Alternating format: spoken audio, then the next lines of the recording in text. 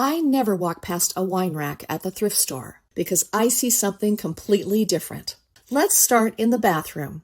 You can slide your flat iron or your curling iron right through the rings, cord and all. No more digging through a drawer for tools that might still be hot. And no more scorch marks on your countertop. Move a wine rack to your closet or vanity area and it becomes a jewelry station. Necklaces hang without tangling. Clip a purse charm onto a ring. Think about hair clips. You can attach them to the side for quick access. Everything you grab on your way out the door in one spot. Roll up your scarves and thread them through the wine rack. And suddenly you can see every single one instead of digging through a drawer. Fill the wine rack with all of your scarves for a beautiful pattern display. On to the kitchen.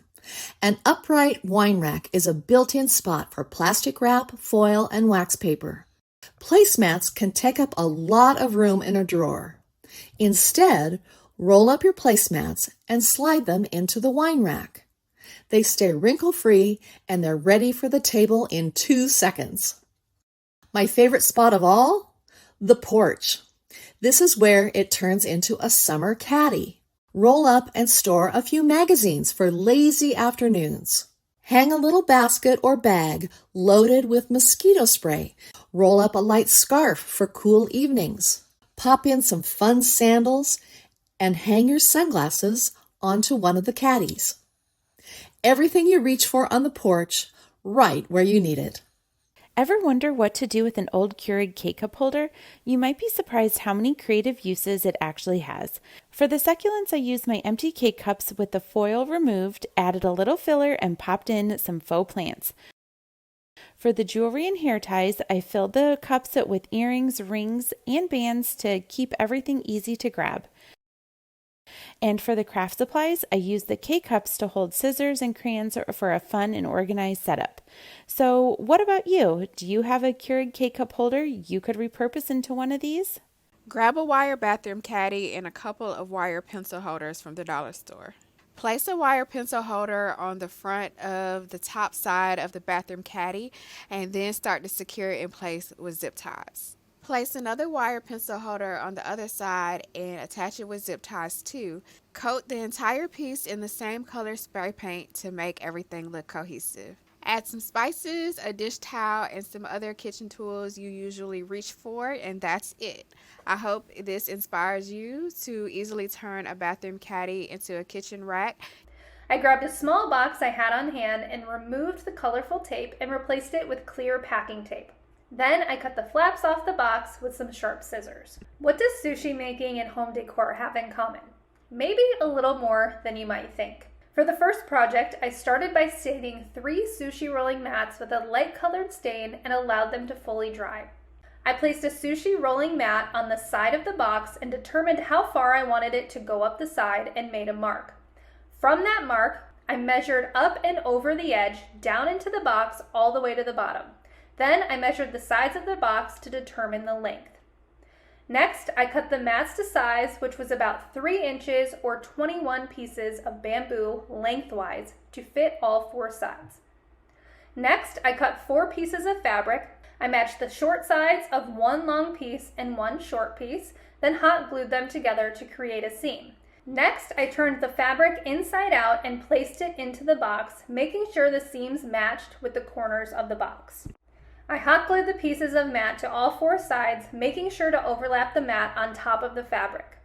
For the empty spaces on the long sides, I measured and cut pieces to fit, then hot glued them on as well and tried to line the pieces up as best I could. Next, I placed the extra piece of cardboard on top of the fabric and cut around the cardboard, leaving a few inches on each side. Then I folded the fabric over and hot glued it, making sure to pull it taut as I went around the rectangle. Once it was done, I placed the piece into the bottom of the box. To clean up the transition between the fabric and bamboo mat, I added a strip of nautical rope from the Dollar Tree for a better transition. Then I cut some sturdy rope to size and hot glued the pieces to the inside of the box on the marks to make handles. Now I have a cute little storage bin. For the next project, I used a bamboo placemat that I thrifted but was originally from Walmart and a tall glass vase from the Dollar Tree. I wrapped the mat around the vase, determined the length, then cut it to size vertically with scissors. Then I wrapped the mat around again and used a pencil to trace around the top of the vase and cut the mat again so it covered the whole vase perfectly. Then I hot glued the mat to the vase, and now I have a super cute vase that can be used as a sort of lantern with a battery-operated light or a vase for faux flowers. For the last project, I headed to the Dollar Tree and picked up 2 glass storage jars with tops. Then I placed a jar on the bamboo rolling mat and marked where the top of the jar ended. Then cut it to size with scissors. To give the mat some dimension, I used scissors to cut every other bamboo piece to different sizes. Now I have 2 cute little storage jars that are perfect for holding various items in my bathroom. I hope these tutorials inspired you to upcycle some sushi rolling mats into cute and functional home decor pieces. Thanks so much for watching Home Talk, and I'll see you next time. If you love DIY projects and creating upcycling ideas, you're going to love these fun ways to repurpose old utensils. Instead of letting them sit unused in a drawer, why not turn them into something unique and functional? For this, I used a large ladle with a beautiful bronze finish, but any ladle will work. You'll also need a sturdy piece of wood. I used a staple across the front and secured it further with a screw, which worked really well. One important step is bending the bottom of the ladle slightly so it cradles the candle properly. Once mounted on the wall, just pop in a small candle and look how cute that is.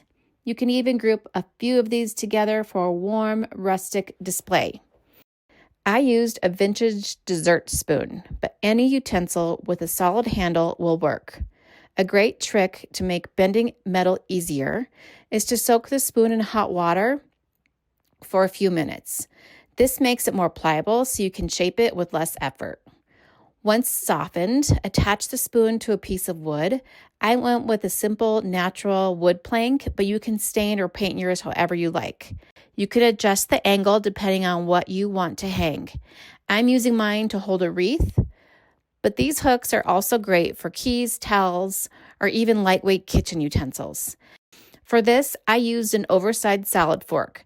The first step is to bend the middle prongs backwards. This will act as the support. Then gently bend the front 2 prongs upward so they can hold the photo, small sign, or even a piece of artwork. Once the fork is shaped correctly, it stands on its own and it becomes a perfect little display piece. I love how this adds a vintage handmade touch to my space. You can use it on a shelf, a desk, or even a side table to showcase pictures or art in a unique way. I love how these simple projects give old utensils a brand new purpose. Each piece feels personal and adds character to your home decor. The best part, you probably already have some of these materials lying around.